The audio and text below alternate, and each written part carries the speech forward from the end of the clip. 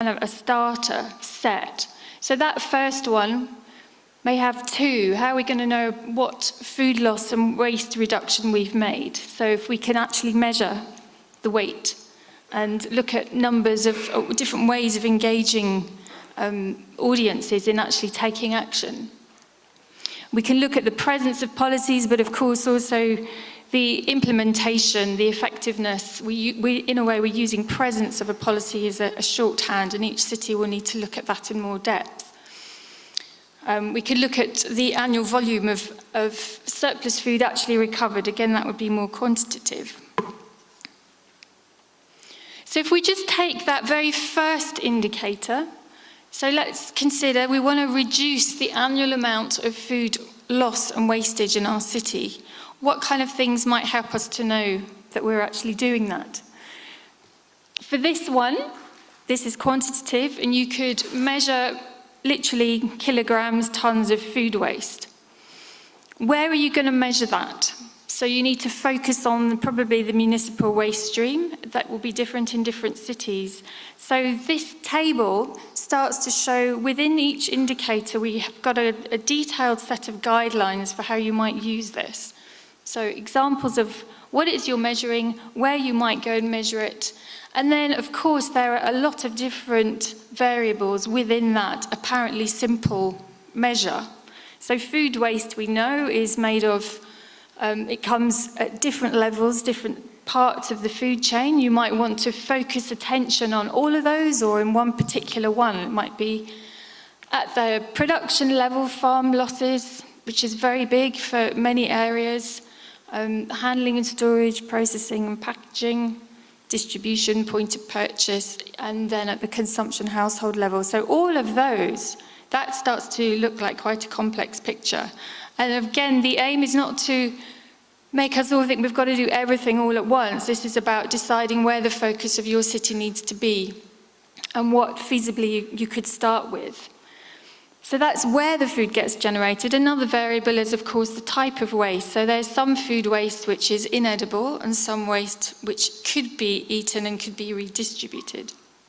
So this is an example of just one indicator and the kind of guideline information.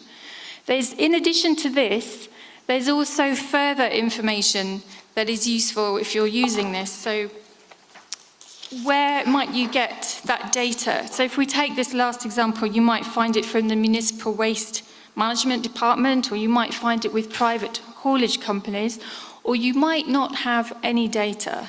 And the fact that there is no data is still a very important thing to note, because that means maybe some work needs to be done around that. There's information and ideas on how to collect that data, what expertise might be required. In this case, it's not very specific expertise. You'd just be needing to collect data and sort out weighing and recording systems. So in terms of resources, that would be around estimated costs for that effort. In this case, probably the costs of weighing and logistics if you're focusing in down on one thing. There may be specific observations in the guidelines. In this case, there are none. But there are also examples of other places who have applied this kind of study. So, for example, a food waste baseline assessment has been done in 3 US cities, and they have provided templates for other cities to use. So that link is in the guidelines. And also the rationale. So sometimes it's really important to make the case for why do this, what's so important. And we've linked it to the SDG goals. It may be linked, you may need to make links to your own policies. So the rationale is there, and also some definitions. So some of this is a bit technical, so the guidelines will explain the terms that have been used. So in this case, what does food loss mean? What does inedible food mean? There's also suggestions on how to sample, how to collect that data, and how to analyse. So where there are already existing tools from other organisations, we've tried to make sure their links are there. Okay, so let's say you did all that. Why do it? What might it look like? So here we've got the work stream, food waste management and reduction. We're trying to create the change of reduced losses and food waste. throughout the food system. And if you collected that data, you might then be able to say how much, initially how much food waste there was, and over time how much that's reducing. You could always also look at the number of awareness-raising events, campaigns, whatever. You can look at support within the regulations and policies, and then look at figures for reuse. Now, that's only 4, and we know that food waste, once you start looking into it, is complicated. So it's important that every city takes a look at this and thinks hard about what's most appropriate. And of course, there's plenty of scope to develop. So please see this as a basic framework, which we can all adapt and over time. I wanted to give you another example. So from another work stream, looking at the social and economic equity. Well, that's looking at decent jobs, community assets, policy, social inclusion, skills. Here there are 7 indicators. And you might end up, if you did that kind of assessment, you might end up being much clearer about how many jobs are paid at or above the minimum wage, the living wage in the food sector. What kind of presence, type, number of community-based food resources are there? How active are they? What policies are in place? How targeted are they? How effective are they being? What proportion of food insecure households are there, and how is that reducing over time? Numbers of people that are reliant on social assistance programs. What's happening with those figures? Are they going up or down? How impactful are the school feeding programs? Are there food and nutrition literacy classes or opportunities to learn more skills? How well are they been attended? What's happening with employment training in the food sector? So again, all of that, it's a lot of information. It's not that everybody has to do everything all at once. This is just a basic outline, and up to us as cities to decide what our priorities are. But this is just an idea of what we might get from using this type of indicator. So how to use the framework? I've already said that each city will need to decide on their own priorities and then take a look and see whether that's really hitting the mark or whether you need to just do a portion of what is suggested in the indicators. And then from a baseline, because the baseline, of course, is really important, otherwise we can't tell improvements, from there to then go on building that data over time. In many cities, it's going to be really important to select indicators that do relate to your policy targets for all the obvious reasons. And it's so important to understand where there are gaps in policy or different policies. One helps, one hinders what's happening. So the policy angle is really important. I've mentioned the baseline and then this ongoing check of what happens each year. So obviously we all have to develop systems for collecting this data that are feasible and we can afford them and don't cost us too much time and effort. So that's always the challenge, this kind of work. But it is about narrative, and this framework is helpful as a narrative between us as cities.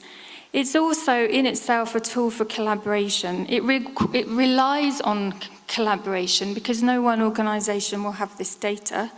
It also supports collaboration because many organisations could probably use the data in many different ways. So this is quite a powerful tool, I believe. And I hope that in time, although this is not aimed at comparing the performance of our cities, I hope that it will support an ongoing dialogue. I was imagining in 10 years' time at what might be, I don't know, perhaps the 14th gathering if they were to stay annual, we could gather and really reflect back on how this early version has evolved, what cities have done together, how it's enabled learning and exchange. It's very much an iterative process, including this tool. This is a first step, and I hope between us all over time we'll start to use it and refine it and start to really understand how we're making change and what works really well in our different cities. So then we now come to the next phase. We don't know what that will be yet, But FAO, the Ruhr Foundation, others are interested in identifying a small number of cities, and we're looking to try and define a new approach to take this forward to the next stage. So it may be in terms of helping cities to start implementing some of these, it may be helping cities to plan how they might do it, but just set up a plan rather than start collecting data. So one idea is to try and do this remotely, and we're interested in views about what would be most helpful for cities and what could we do without physically meeting, but what could we do online with webinars, and perhaps a physical meeting for those pilot cities that actually really want to be involved. So this is all up for discussion, but the next stage will be very important to get right, and we really would value your feedback on that. And these are the questions we're left with, I think. Which cities would be interested to start to use this? What would you hope to gain from this? What's your motivation? What are your expectations, maybe concerns? What would be the most useful focus if we were to have open webinars for cities from around the world to share? What would be the most useful focus for those, or a possible workshop? And for those cities who want to do this, what technical assistance do you feel you need across the networks? So these are all questions we don't have the answers to, and we hope that in time we can find them between us. Thank you very much. Thank you very much, Joy. Perfect timing. Now I think it's important to remind all of us that the monitoring framework is not an entire block that all the cities have to adopt.